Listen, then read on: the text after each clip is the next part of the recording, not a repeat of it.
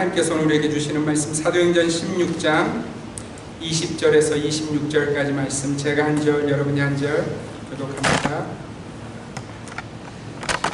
상관들 앞에 데리고 가서 말하되 이 사람들이 유대인인데 우리 성을 심히 요란하게 하여 오만 사람이 혈내가 다시 못하고 행하지도 못할 공소를 전한다 하느니라.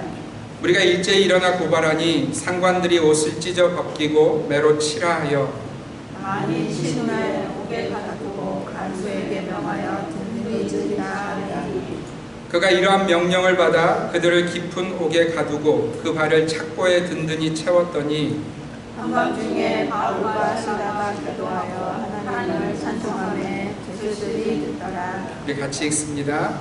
이에 갑자기 큰 지진이 나서 옥터가 움직이고 문이 곧 다 열리며 모든 사람의 매인 것이 다 벗어진지라. 아멘. 여러분, 지난주에 우리가 생각에 대한 말씀을 들었어요. 기억하고 계세요? 우리의 생각이 바뀌어야 한다는, 예수를 만난 인생의 생각은 육신으로부터 시작하지 아니하고 오직 하나님의 영인 성령으로부터 시작해야 한다는 말씀을 우리가 지난주에 들었습니다. 그리고 나서 제가 어떤 말씀을 이어서 나눌까 한 주간 고민하다가 제 마음에 들어온 단어가요, 태도라는 단어예요. 태도. 그래서 태도에 대한 이야기들을 묵상하면서 찾아보니까 세상도, 심지어 기독교 안에서도 이 태도에 대한 많은 이야기들이 나누어지고 있는 것을 제가 볼 수 있었어요. 그만큼 사람들은 태도를 중요하게 여길 뿐만 아니라 또 그 사람의 태도는 그가 지금 무엇을 가장 소중하게 여기는지를 보여주는 어떤 바로미터라는 거예요. 웨인 코데이로라는 하와이에서 사역하는 목사님은 자신의 저서의 제목을 이렇게 잡았습니다. 태도가 성공을 좌우한다. 태도가 성공을 좌우한다. 물론 그가 말하고 싶은 성공은 단지 세상이 말하는 성공과는 똑같은 것은 아닐 것입니다. 그래서 그는 그의 책에서 어떤 이야기를 하냐면 승리하는 크리스찬의 가장 강력한 무기, 태도, 이렇게 요약하고 있는 것을 제가 볼 수 있었어요. 여러분, 그가 깨달은 인생의 이야기 중에 하나가 특별히 예수 믿은 그의 인생에서 깨달은 가장 큰 진리 중에 하나가 무엇이냐면 그리스도인의 태도가 그의 인생에 굉장한 영향을 끼친다는 거죠. 존 맥셀이라는 분의 책의 제목은 우리에게 태도를 더 깊이 생각하게 합니다. 그분의 책의 제목은 이렇습니다. 태도, 인생의 가치를 바꾼다. 여러분, 그분의 책 1장은 이렇게 시작합니다. 현재의 삶은 지금까지의 태도의 합이다. 여러분 잘 들으세요. 현재 우리의 삶이요, 지금까지 우리가 살아왔던 모든 삶의 합이 바로 현재, 태도의 합이 바로 오늘 이 삶이라는 거예요. 제가 모든 말에 다 동의하지는 않지만 태도가 얼마나 중요한지에 대해서 사람들의 생각은 그다지 많이 다르지 않는다는 거죠. 여러분, 오늘 저와 여러분들의 삶의 태도를 한번 우리가 생각해 보셨으면 좋겠어요. 특별히 오늘 예배하는 저와 여러분들의 태도를 한번 우리가 돌아보시기를 바랍니다. 언젠가 제가 존경하는 목사님의 설교 중에서 이런 말씀을 하셨던 것을 제가 기억합니다. 성도들의 영적인 사모함, 하나님을 사모하는 태도는 성도들의 예배의 자세를 보면 알 수 있다. 여러분 동의하세요? 다시 한번 말씀드릴게요. 성도들의 영적인 사모함, 그리고 하나님을 사모하는 그 삶의 모습과 태도는 예배하는 태도를 보면 알 수 있다는 거예요. 그 성도가 정말 그날의 예배를 사모하며 하나님만을 오직 원한다면 예배를, 특별히 말씀을 듣는 태도가 다르다는 겁니다. 전능하신 하나님을 제대로 아는 자, 전능하신 하나님의 은혜와 그분의 말씀을 기대하는 성도는, 그분의 말씀이에요, 절대로 엉덩이를 의자 끝에 붙이지 않는다는 거예요. 여러분, 의자 끝에 붙인다는 그 폼이 어떤 폼이냐면 이렇게 무슨 얘기인지 이해가 되고 계세요? 그 목사님 말씀에 의하면 참으로 예배를 사모하며 말씀을 사모한 성도들의 모습은요, 그의 엉덩이는 간신히 의자 끝에 이렇게 붙어 있대요. 간신히 의자 끝에. 그리고 찬양 한 구절 한 구절을 정말 마음을 다해서 고백하며 또 말씀이 혹이라도 다른 데 떨어질까봐 그 말씀 다 받으려고 이렇게, 여러분 그 모습 한번 상상해 보세요. 의자 끝에 엉덩이를 붙이고 어떤 말씀이 내게 주어지나, 하나님 오늘도 어떤 말씀을 내게 주시나 하는 그 간절한 모습으로 예배를 드린다는 거예요. 저는 우리 주님의 교회 성도들의 예배가 그런 예배의 모습이 되시기를 주님의 이름으로 부탁드립니다. 예배의 시작인 찬양부터 하나님의 말씀 앞에 선 우리의 모습, 그리고 그 말씀을 들은 우리의 그 삶의 태도가 여러분 매 순간이 하나님 앞이 되시기를 바랍니다. 저는 우리 성도들이, 특별히 우리 자녀들이 그 삶의 태도와 예배의 태도가 하나님이 참으로 기뻐하시는 그런 진지하고 온전한 모습이 되길 원합니다. 여러분 왜인지 아십니까? 이 존 맥스웰이라는 분이 자신의 책인 태도 인생의 가치를 바꾼다 해서 책의 3장을 이렇게 시작하고 있어요. 태도가 차이를 만든다. 여러분 잘 기억하세요. 태도가 차이를 만든다는 거예요. 여러분 태도가요 그 인생의 차이를 만들어낸다는 그분의 말은 참으로 동의하게 되어집니다. 여러분 제가 이 말씀을 준비하면서 그렇게 인생의 차이를 만든 한 인생의 모습이 기억이 났어요. 한 여인의 모습이 기억이 났어요. 여러분 이 여인이요 심지어 예수님의 제자들에게 비난을 받던, 욕을 듣던 그런 여인이었어요. 그 여인이 누구인지 또 무엇 때문에 욕을 먹었는지 여러분들 혹시 기억하시는지 모르겠지만 우리 요한복음 12장 3절 말씀 함께 읽습니다. 시작. 마리아는 지극히 비싼 향유 곧 순전한 나드 한 근을 가져다가 예수의 발에 붓고 자기 머리털로 그의 발을 닦으니 향유 냄새가 집에 가득하더라. 여러분 마리아가요 주님 앞에 어느 날 갑자기 그 순전한 나드 한 근을 가져다가 깨트려서는 주님의 발에 붓고는요 머리털로 그 발을 닦았다는 거예요. 그런데 이 마리아의 행동에 대해서 가룟 유다가 발끈합니다. 여러분 그리고는 이렇게 소리쳐요. 우리 5절과 6절 말씀 같이 한번 읽습니다. 시작. 이 향유를 어찌하여 300데나리온에 팔아 가난한 자들에게 주지 아니하였느냐 하니, 이렇게 말함은 가난한 자들을 생각함이 아니요 그는 도둑이라 돈꾀를 맞고 거기 넣는 것을 훔쳐감이로라. 여러분 보세요. 마리아라는 한 인생이 예수님 앞에 갑자기 엉뚱한 짓을 한 거예요. 그죠? 여러분 그 나드 한 근을 가져가 주님의 발에 붓는 그 순간에 그 여인의 생각이 있었을 거 아니에요. 어떤 이유가 있었을 거 아니에요. 근데 그 모습을 쫙 하고 보는 이 가룟 유다의 생각에는 가장 먼저 무엇이 떠올랐어요? 우리 다시 한번 5절을 보세요. 뭐가 떠올랐어요? 이 사람이요 재리에 얼마나 밝은지 몰라요. 그 향유가 부어지는 순간 얼마라는 것을 알았어요? 300대 그 냄새 맡는 순간, 그 향수의 그 냄새가 퍼지는 순간 이거 비싼 건데 이거 300, 여러분 가장 먼저 떠오른 것이 그 인생의 돈이었다는 거예요.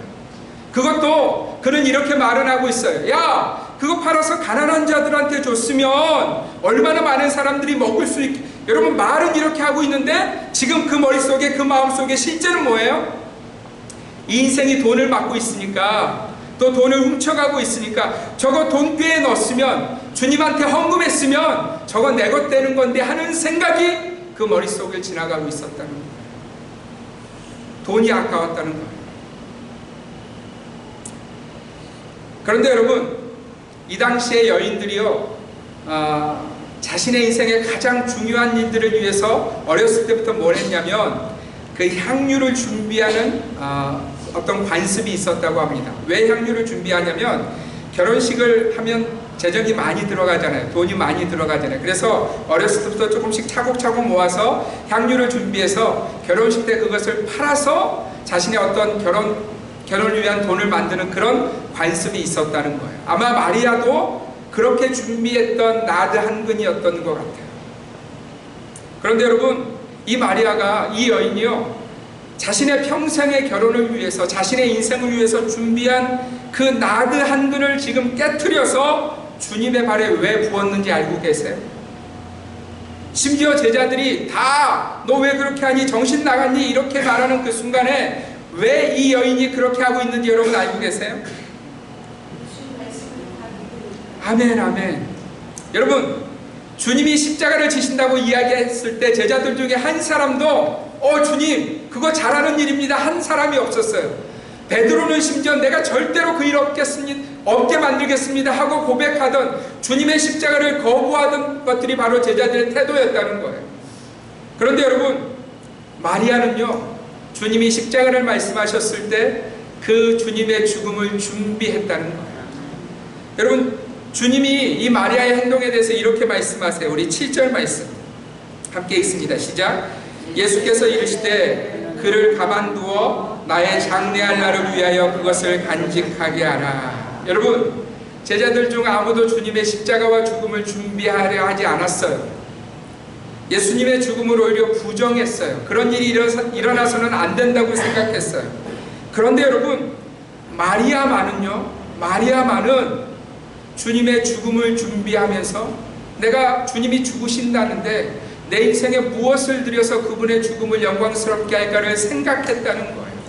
그리고는 생각으로 끝난 것이 아니라 자신이 가장 귀하게 준비하던 그 300데나리온이나 갈 수 있는 나디 향유를 깨트려서 주님의 발에 붓고 자신의 머리털로 그것을 닦았다는 거예요. 여러분, 어떻게 마리아는 이렇게 준비하는 인생이 될 수 있었을까요? 어떻게 마리아는 주님의 십자가를 준비하는 그런 태도를 가질 수 있었을까요? 여러분, 마리아의 평소의 태도가 무엇이었는지 한번 보십시오. 누가복음 10장 39절 함께 읽습니다. 시작. 그에게 마리아라는 동생이 있어 주의 발치에 앉아 그의 말씀을 듣더니. 여러분, 이게 지금 무슨 말씀이냐면, 지금 나사로의 집에 나사로의 여동생 둘이 있는데 마르다와 마리아가 있는 그 집에 주님이 제자들과 함께 찾아오신 거예요. 그러니 여러분, 예수님이 찾아오셨으니 언니 마리아가 이제 음식을 준비하겠다고 막 이렇게 분주하게 왔다 갔다 하고 있는 그런 장면이에요. 근데 마리아가 어디 있어요 지금? 마리아가 어디 있어요? 말씀을 듣기 위해서 주님의 발치 앞에 지금 앉아 있는 거예요. 제자들 앞에 주님의 발치 앞에 이렇게 앉아 있는 거예요. 그러니 여러분, 우리 권사님들은 아시겠지만 음식할 때 막 손 부족해서 막 정신 없는데 그 한 사람이라도 도우면 좋은데 그 사람이 주님의 발치 앞에 앉아 있으면 속이 부글부글해요, 안 해요? 부글부글해요. 부글부글해요, 권사님. 지금 뭐 하고 있는 거야? 지금 뭐가 중요한? 뭐 이런 생각 들잖아요. 그래서 마리아가 부글부글하면서 주님 앞에 말하고 있는 거예요. 주님, 왜 마리아를 그 자리에 그대로 두십니까? 마리아를 지금 좀 나와서 음식 준비하는데 좀 보내주셔야 정상적인 일이 아닙니까? 그랬더니 여러분, 주님이 뭐라고 말씀하신지 아세요? 가만두어라. 그가 자기 좋은 편을 택하였으니 빼앗기지 아니하리라. 여러분, 마리아의 생각이요, 마리아의 삶의 태도를 결정했다는 거예요. 자신의 인생에서 가장 소중한 자리가 어디인지를 그는요 생각만 한 것이 아니라 그 삶의 태도로 결정했고, 그는 주님이 말씀하시는 매 순간마다 주님의 발 앞에 있었다는 거예요. 그래서 그 어느 날 예수님이 십자가로 나아가시는 그날 얼마 전에 그는 자신의 인생의 가장 귀한 것을 깨뜨려서 주님의 발에 부을 수 있는, 주님의 죽음을 준비할 수 있는 인생이 되었다는 거예요. 사랑하는 성도 여러분, 우리 역시도 마리아와 같이 주님의 발치를 사모해야 될 줄 믿습니다. 여러분, 그분의 말씀을 사모하셔야 돼요. 그래야 우리가 온전한 태도로 우리의 삶의 걸음을 걸어갈 수 있다는 거예요. 뿐만 아니라 오늘 우리가 읽었던 사도행전 본문에 보면 우리는 성도들이, 제자들이, 사도들이 보이고 있는 그 삶의 태도를 보게 되어집니다. 여러분, 오늘 이 본문의 배경이 무엇이냐면, 바울과 실라가 주님의 성령의 인도하심에 따라서 마게도냐에 가서 복음을 전하게 되어집니다. 그 첫 성 빌립보라는 곳에 가서 복음을 전했어요. 예수의 복음을 전했습니다. 그런데 복음을 전하던 중에 바울이 누구를 만나냐면 한 귀신 들린 여자를 만나게 되어져요. 여러분, 귀신 들렸다는 것은 그 인생이 그 스스로 어떤 자유를 가지고 사는 거예요? 아니면 귀신에게 묶여서 사는 거예요? 귀신에게 묶여서 사는 거죠. 그러면 그 여인을 참으로 위한다면 그 귀신이 떠나가는 것이 그 여인을 위한 것이잖아요. 근데 이 여인에게 한 가지 문제가 있었어요. 이 여인이 자유인이 아니라 어떤 사람들에게 매여있는, 그러니까 스스로 종되어서 주인들에게 매여있는 그런 인생이었다는 거예요. 그런데 그 주인들이 보니까 이 여인이 귀신 들려서 사람들이 오면 그 앞에 있는 사람의 과거나 현재를 이렇게 귀신을 통해서 맞추는 그런 능력이 있는 거예요. 여러분, 그러니까 내 종 중에 하나가 귀신에 들려서 뭔가 말을 하는데 사람들이 와서 그것에 관심을 가지고 듣고 또 어떤 사람은 돈을 내기도 하고 이런 과정을 그 주인들이 본 것입니다. 그래서 그 과정이 꽤 오래되어서 이 주인들이요, 그 여인을 통해서 많은 부를 축적하고 있는 그런 타이밍이었다는 거예요. 그런데 바울이 쫙하고 나타나더니 귀신을 쫓아냈어요. 여러분, 정상적인 사람이라면 사람에게서 귀신이 나갔으니 기뻐할 일이에요? 기뻐하지 않을 일이에요? 정상적이라면 기뻐할 일이죠. 근데 이 주인들에게는 지금 귀신이 나가서 이 여인이 더 이상 뭘 못하는 거예요? 돈 버는 일을 못하는 거예요. 그래서요, 이 주인들, 이 사람들이 바울과 실라를 끌고 관원들 앞에 나아가서 누명을 쓰게 하고 관원들로부터 이런 일을 하게 만듭니다. 우리 22절, 23절 함께 읽습니다. 시작. 우리가 일제히 일어나 고발하니 상관들이 옷을 찢어 벗기고 매로 치라 하여 많이 친 후에 옥에 가두고 간수에게 명하여 든든히 지키라 하니. 여러분, 여기서 매로 치라는 말은요, 라비드 제인이라는 헬라어인데 몽둥이로 쳤다는 그런 단어예요. 그리고 풀루스, 많이 쳤다는 단어가 풀루스라는 단어인데 계속해서 때렸다는 그런 의미의 단어예요. 사랑하는 성도 여러분, 바울과 실라가 그 빌립보 성에 들어가서 한 것이 다른 일이 없었어요. 예수를 전한 일이었고요, 또 예수 전하다가 만난 귀신 들린 여인에게서 귀신을 떠나가게 한 그런 일이었어요. 여러분, 그 일을 행하고 나서 바울과 실라가 만난 일이 무엇이냐면 옷을 찢기고요, 벗겨져서는 몽둥이로 수없이 맞는 그런 일을 만났다는 거예요. 그것도 끝이 아니고 오늘 본문에 보면 몽둥이로 많이 맞은 이후에 깊은 옥에 던져졌다고 성경은 기록하고 있어요. 그리고 그 두 발에는 착고가 차여졌다고 말씀하고 있습니다. 사랑하는 성도 여러분, 한번 생각해 보세요. 저와 여러분의 인생 가운데서 우리가 예수 전하다가 오늘 이 바울과 실라가 만난 일들을 만났다면 저와 여러분들은 어떤 태도를 취할까요? 한번 생각해 보세요. 내가 예수를 전했어요. 심지어 귀신 들린 한 인생에게서 귀신을 떠나가게 했어요. 근데 내가 만난 일이 매 맞는 일이었고 깊은 감옥에 던져지는 일이었다면 우리의 그 삶의 태도가 어떻게 반응했을까? 여러분 한번 생각해 보세요. 사랑하는 성도 여러분, 요즘 예수 믿는 우리의 삶의 태도가 어떠한지를 한번 깊이 묵상해 보시기를 바랍니다. 심지어 예수 믿고서도 우리에게는요, 오늘 본문의 사도들이 만난 그런 고난이 저와 여러분에게 있어요, 없어요? 있어요, 없어요? 이런 고난, 내가 예수 전하다가 매맞는 고난 우리에게 있어요, 없어요? 없어요, 여러분. 사실은 없어요.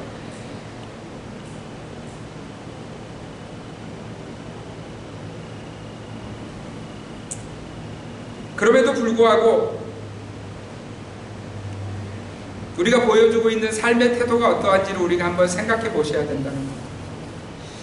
예수라는 이름으로 가슴이 뜨겁지를 않아요.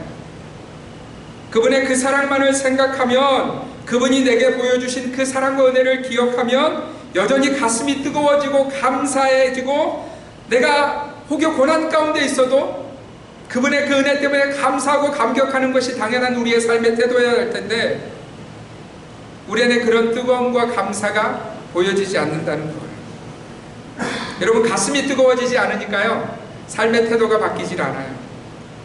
주님 한 분만으로 만족하며 주님이면 나 가장 행복합니다, 주님이면 나 충분합니다 하는 온전한 신앙이 내 삶에서 시작되지 않으니까 우리의 태도가 바뀌지를 않아요. 심지어 작은 고난만 만나도, 사실은 내 욕심 따라 살다가 작은 어려움만 만나도 우리는 마치 주님이 능력이 없으신 것처럼 하나님 자격 없으시네요 하는 그런 불평과 불만만을 쏟아놓는 것이 우리의 모습일 때가 참 많다는 거예요. 그리고 우리는 마음속 깊이 이렇게 소리치죠. 하나님, 좀 나 좀 감동시켜 보세요. 하나님, 하나님이시라며요, 뭐 한 번 좀 해보세요 라고 말하는 그 삶의 모습이 저와 여러분들의 모습이 아닌지 돌아보셔야 된다는 거예요. 사랑하는 성도 여러분, 오늘 본문을 보세요. 바울과 실라는 자기들 때문에 고난받지 않았어요. 바울과 실라는요, 애매히 억울하게 고난받고 있는 거예요. 심지어 깊은 감옥에 던져진, 등짝은 이미 피투성이가 될 대로 되어져서, 여러분, 피폐해질 대로 피폐해진 모습으로 깊은 그 찬 감옥 속에 던져져서, 그것도 꼼짝하지 못하도록 발에 착고가 차여진 채로 그들은 그날 밤에 그 감옥 속에 있는 거예요. 그러면 여러분, 어떤 태도를 보여야 정상일까요? 그런데 여러분, 이들이 어떤 태도를 보이고 있는지 보세요. 25절 함께 읽습니다. 시작. 한밤중에 바울과 실라가 기도하고 하나님을 찬송하매 죄수들이 듣더라. 아멘. 여러분, 몸은 이미 만신창이가 되었어도, 피투성이가 되어버린 그 비참한 몸이 되었어도, 그 깊은 감옥 속에서 그들이 뭐 하고 있는지를 제발 좀 보세요. 그들은 그 비참한 몸을 가지고도, 그 피폐해진 그 상황 속에서도 그들은 기도하기 시작했다는 거예요. 여러분, 요즘 기도하고 계시나요? 우리가 왜 기도하지 않죠? 왜 우리 삶에 기도가 보이지 않아요? 기도하면 하나님이 은혜를 주신다고 그렇게 약속하시는데도, 기도하는 자와 내가 함께 할 것이라고, 기도하면 내가 반드시 역사하신다고 주님 우리에게 말씀하시는데 우리는 왜 여전히 기도하지 않죠? 질문을 바꿔서, 여러분, 그러면 우리가 어떻게 기도할 수 있을까? 여러분, 이들을 좀 보세요. 이 사도들을 좀 보세요. 그들은 왜 그 순간에 기도하고 있어요? 그리고 우리는 그들이 무엇을 기도하며 무엇을 위해서 기도하고 있는지 더 주목하셔야 돼요. 여러분, 그들의 기도가요, 원망이나 절망이나 한탄이나 억울함의 푸념이 아니었어요. 그들은 기도하면서 하나님을 찬송하고 있었어요. 사랑하는 성도 여러분, 믿는 자의 태도가 무엇인지를 다시 한번 여러분의 가슴에 새기시기를 바랍니다. 이들의 기도는 기도할 만해서 기도한 것이 아니에요. 기도할 여건이 되어서 기도한 것이 아니에요. 심지어 이들의 하나님을 향한 찬송은 더욱 그러했어요. 옷벗김을 당해도, 그렇게 억울하게 몽둥이에 맞았어도, 또 아무 소망 없는 그 깊은 감옥에 던져졌어도, 육체는 피폐해질 대로 피폐해졌어도, 상황과 환경이 그래도 그들 속에 터져 올라오는 하나님을 향한 부르짖음, 하나님을 향한 찬송을 막을 수가 없었다는 거예요. 여러분, 이것이 바로 예수 믿는 자, 예수를 주님으로 섬기는 자, 예수를 만난 자의 삶의 태도라고 성경은 말씀하고 있어요. 저는 소원이 있어요. 제게 제 안에 이런 영적인 사람들의 삶의 태도가 있기를 저는 간절히 소원합니다. 그래서 저는 그저 예배할 수 없어요. 그저 기도할 수 없어요. 저는 이 일에 있어서 제 인생을 조금도 허비하고 싶지 않아요. 사랑하는 성도 여러분, 우리의 생각이 바뀌면, 그러니까 더 이상 내가 나로 살지 않고 예수를 내 삶의 주인으로 삼고 살기로 결단하면, 그 순간에 여러분, 우리 인생의 가장 귀한 것이 무엇이 되냐면 예수가 되어지고요, 그러면 우리 삶의 태도가 바뀌어진다는 거예요. 여러분, 성경에 보면 그렇게 삶의 순간순간, 위기의 순간마다도 하나님 앞에 온전한 태도를 보였던 하나님의 사람들의 모습이 있습니다. 특별히 다니엘이라는 인생이에요. 여러분, 다니엘은요, 이미 어느 정도 성공을 거둔 인생이었어요. 그 당시 다리오 왕이 가장 총애하는 총리 중에 한 사람으로, 총리 위에 총리로 세울 만한 그런 총애를 받던 그런 인생이 바로 다니엘이었어요. 그런데 어느 날 이 다니엘을 시기하는 무리들이 어떤 것을 만들어내냐면, 왕이여, 앞으로 30일 동안은 왕의 이름으로 세워진 저 신상만을 섬기도록 명령을 내리십시오. 우리가 왕을 그렇게 섬기고 싶습니다. 사실은 왕을 섬기고 싶은 것이 아니라 다니엘을 죽이고자 하는 그런 생각이었어요. 왕이 그것을 모르니 신상을 세우고 30일 동안 오직 그 신상에만 절하도록, 너희가 신을 가졌어도 이 30일만은 그 신에게 절할 것이 아니고 나에게만 절하라는 금령을 내립니다. 사랑하는 성도 여러분, 30일 동안만 하면 되는 거예요. 그죠? 다니엘의 입장에서 한번 생각해 볼까요? 내가 이 먼 땅까지 와 있지만 지금까지 하나님을 섬겨왔고 또 앞으로도 하나님을 섬길 것이니까 며칠만 참으면 되는 거예요? 며칠만? 30일만 참으면 되는 거예요. 여러분, 다니엘이 매일 하루 3번씩 예루살렘을 향해서 기도했다고 성경은 기록되어져 있는데 30일만 기도하지 않으면 되는 거예요. 그죠? 쉬워요? 쉽지 않아요? 내 생명을 위해서 30일만 내가 기도하는 일을 멈추면 되는 거예요. 그런데 여러분, 다니엘은요, 그 순간에 하나님을 향한 믿음을 가지고 태도를 결정합니다. 우리 다니엘서 6장 10절 말씀을 잘 보세요. 자, 함께 읽습니다. 시작. 다니엘이 이 조서에 왕의 도장이 찍힌 것을 알고도 자기 집에 돌아가서는 윗방에 올라가 예루살렘으로 향한 창문을 열고 전에 하던 대로 하루 3번씩 무릎을 꿇고 기도하며 그의 하나님께 감사하였더라. 여러분, 다니엘은요, 하나님을 향한 믿음의 근거에서 자신의 태도를 결정합니다. 그 태도로 인해서 죽음을 당할 수 있었지만, 심지어 사자굴에 던져지는 죽음의 위기 앞에 섰지만 다니엘은 믿음의 태도를 포기하지 않아요.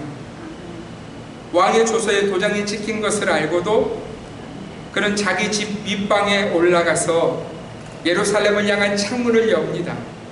여러분, 창문을 열면 다니엘의 기도 소리가 바깥으로 나갈 수 있는 거잖아요. 다 들으라는 거예요. 내 하나님이 더 중요하다는 거예요. 그렇게 하루 3번씩 다니엘이 똑같이 믿음의 태도를 보입니다. 그리고 이 일로 인해서 다니엘이요, 사자굴에 던져지게 되어져요.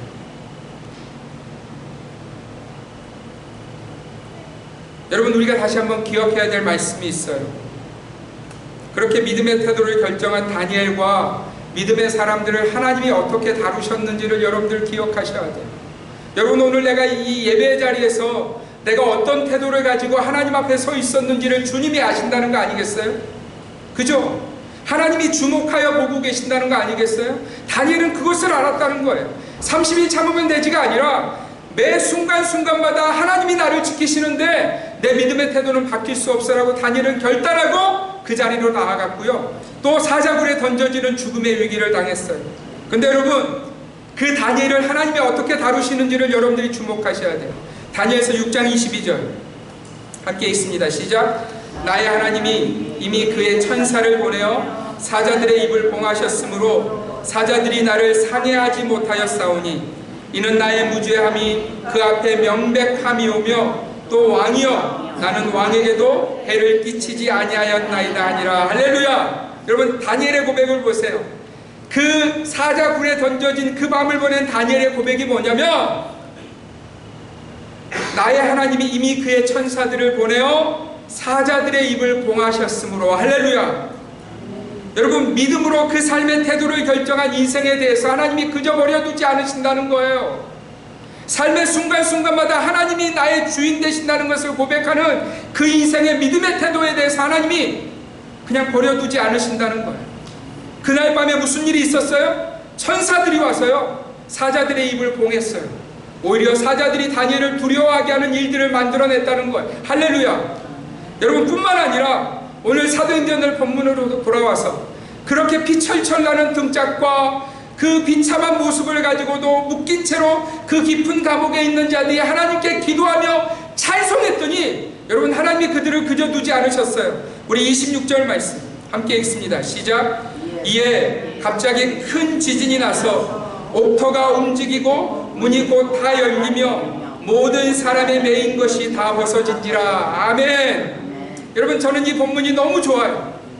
여러분, 한번 상상해 보세요. 이 두 사람이 얼마나 피폐해졌겠어요. 그 깊은 감옥의 바닥에 던져져서 그 인생이 할 수 있는 것이 아무것도 없이 착고에 갇혀진 대로 지금 뭐 하고 있냐면, 하나님 감사합니다. 이 부족한 자들을 통해서 그리스도의 복음이 전해지게 하시고, 나도 예수처럼 이 고난을 통해서 주님께 영광을 돌릴 수 있는 이 자리에 세워주신 것 감사합니다. 할렐루야, 할렐루야. 여러분, 이들이 큰 목소리로도 아니었을 거예요. 간신히 그렇게 하나님을 찬송했을 때 여러분 어떤 일이 일어났어요? 갑자기 큰 지진이 나서, 여러분 지진이 났다는 것은 그들의 삶의 현장이 흔들렸다는 거예요. 그죠? 이 바울과 실라가 하나님을 찬송하는 그 목소리를 주님이 들으시고는 하나님이 흔드셔서, 여러분 이런 거 아시죠? 우리가 지나갈 때 누군가의 등을 이렇게 톡톡톡 두드리면 우리가 어떻게 반응해요? 뒤를 돌아다 보잖아요. 이들이 그 연약한 모습으로 하나님 앞에 기도하고 찬송했더니 내가 듣고 있다, 내가 보고 있다, 내가 너희를 주목하고 있다. 그리고 그들의 발에서 착고를 풀어주시고요, 그 갇힌 문에 감옥문을 다 여셨다는 거예요. 할렐루야. 사랑하는 성도 여러분, 저와 여러분들의 삶의 태도가 결정되었으면 좋겠어요. 다니엘과 바울과 실라와 그 수많은 하나님의 사람들이 보였던 그 온전한 믿음의 태도가 우리 가운데 있기를 간절히 소원합니다. 여러분, 하나님의 사람들인 이스라엘 백성들을 보고 참 답답해 하시는 장면이 있어요. 우리 열왕기상 18장 21절 함께 읽습니다. 시작. 엘리야가 모든 백성에게 가까이 나아가 이르되 너희가 어느 때까지 둘 사이에서 머뭇머뭇하려느냐.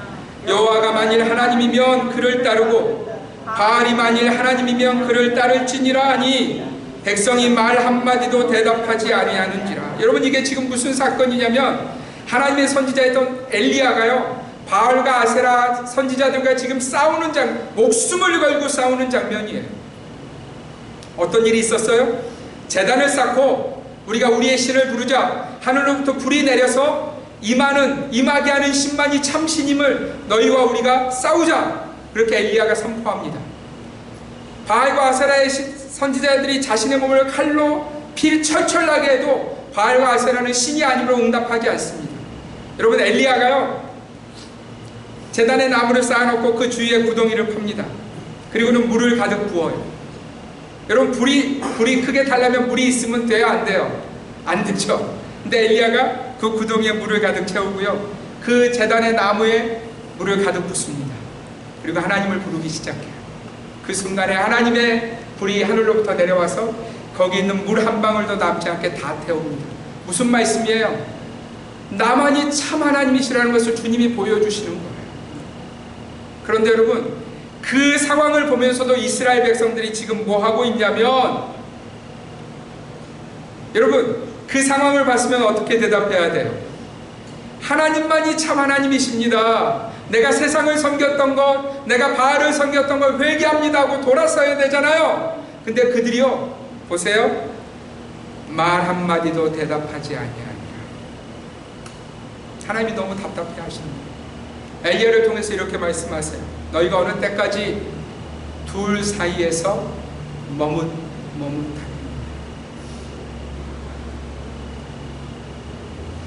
저는 우리 주님의 교회는 믿음의 태도가 있었으면 좋겠어요.